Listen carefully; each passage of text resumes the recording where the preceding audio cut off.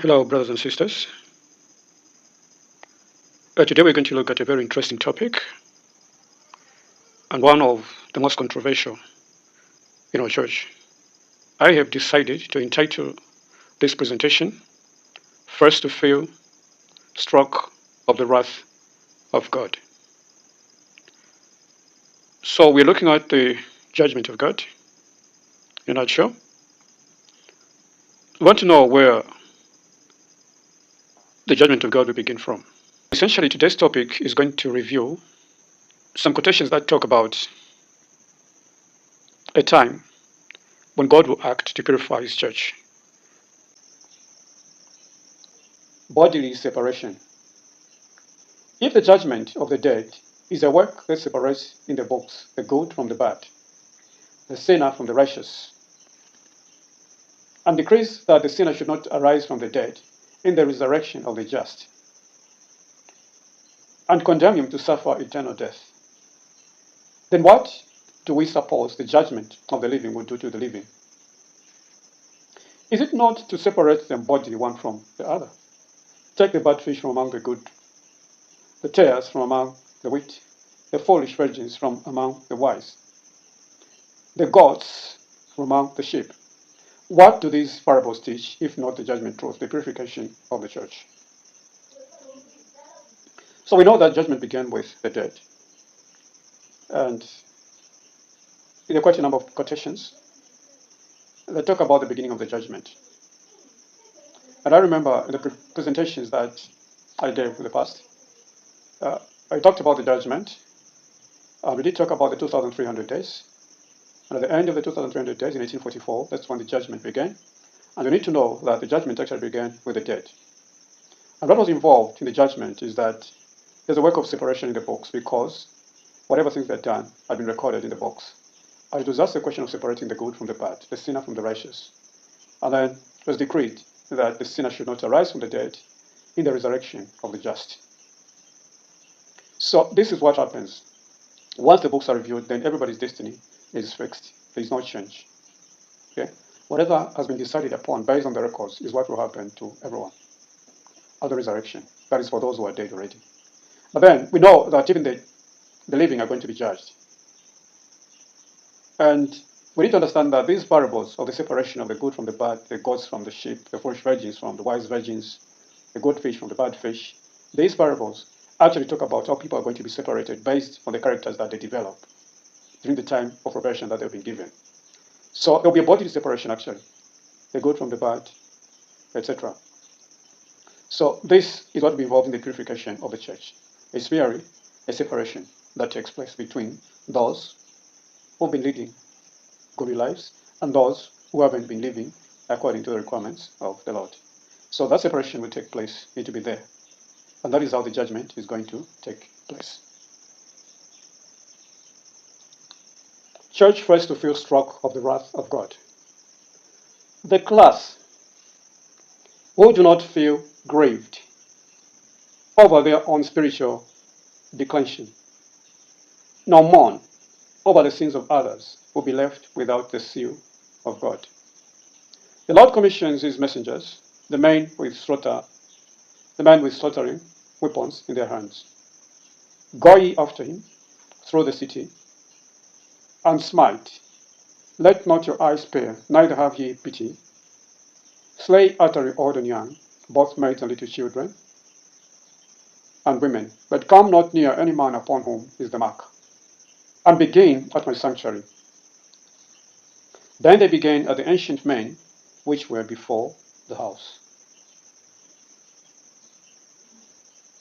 So we're given a scenario here. This actually is what was shown to the prophet. So Testimonies volume 5, page 311 is just quoting what the prophet was shown. And we are taught that those who do not feel grieved over their own spiritual declension, nor mourn over the sins of others, will be left without the seal of God. Because the instruction that was given to the man with slaughter weapon was that they should go. There was the first angel who had the writer's inkhorn, and he was told to put a mark upon the forehead of all those who sigh and cry for the abominations that were being done in the holy place.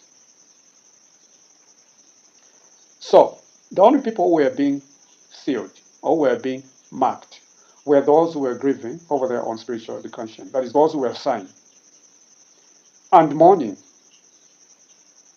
over the sins of others. So they're sighing and crying, according to the quotation that has been quoted here. So it is only those people who were given a mark or were marked or sealed. Okay?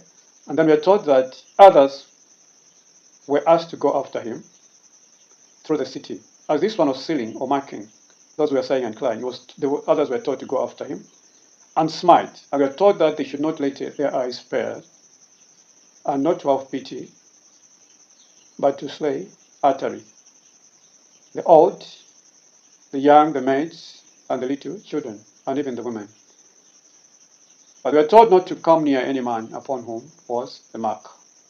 And they were asked to begin at the sanctuary. And it makes it clear that they began at the ancient men which were before the house. The ancient men, those who were supposed to know better. Those are the ones whom they began with. Here we see that the church, the Lord's sanctuary, was the first to feel the stroke of the wrath of God. The ancient men, those to whom God had given great light and who had stood as guardians of the spiritual interests of the people, had betrayed their trust. So they had betrayed their trust because they had misled the nation. So the destruction began with the ancient men. They had taken the position that we need not look for miracles and the marked manifestation of God's power as in former days. So this is the position that they took. There will be no miracles. There won't be any marked manifestation of God's power like it used to happen in the past. Times have changed.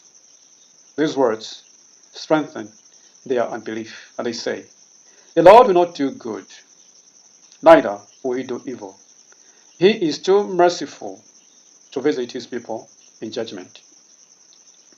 How many times have these words been used among us?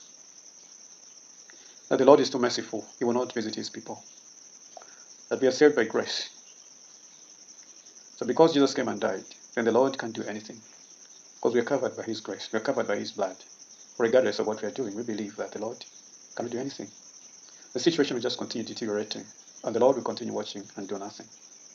That is the attitude we have. But we're forgetting that there will be purification of the church, like we are given here. The angels are given the task to mark or seal those who sigh and cry, and others are told to go after that one angel and to slay utterly, the old, the young, the women, and the children. And they are told not to go near anyone who's got the mark or has been sealed. All these scriptures are passed by, and all we say is that the Lord will not do anything. The times have changed. We are living in a different time altogether. That was the Old Testament. That was then. It can't happen now. Times have changed. These words strengthen their belief, and they say, the Lord will not do good, neither will he do evil. He is too merciful to visit his people in judgment. Thus, peace and safety is the cry from men who will never again lift up their voice like a trumpet to show God's people their transgressions and the house of Jacob their sins. This is quite interesting. Thus, peace and safety is the cry from men who will never again lift up their voice like a trumpet to show God's people their transgressions and the house of Jacob their sins. These men will be no more. They will never again lift up their voice like a trumpet. Okay? Meaning, they will be no more. They will perish in the general destruction of the wicked. These dumb dogs that would not bark are the ones who feel the just vengeance of an offended God. Men, maidens, and little children all perish together. If I look at the word this quote has been written, we can see that it's talking about the future. They're the ones who will feel, okay, the just vengeance of an offended God. Men, maidens, and little children all perish together. Okay, so we need to take note that this is what is going to happen. if at all we do not change our attitude. This is what the scriptures are saying. And the Lord does not lie. The Lord does not change. The same yesterday, same today, and tomorrow. If these things happened in the past, similar things happened in the past, like during the Passover, during the time of David, then what will make them not happen now? Unless we are assuming that the Lord changes, that all is well, then this is not going to happen. But as long as we know that we are not in order, then these things will happen just as the prophet was shown.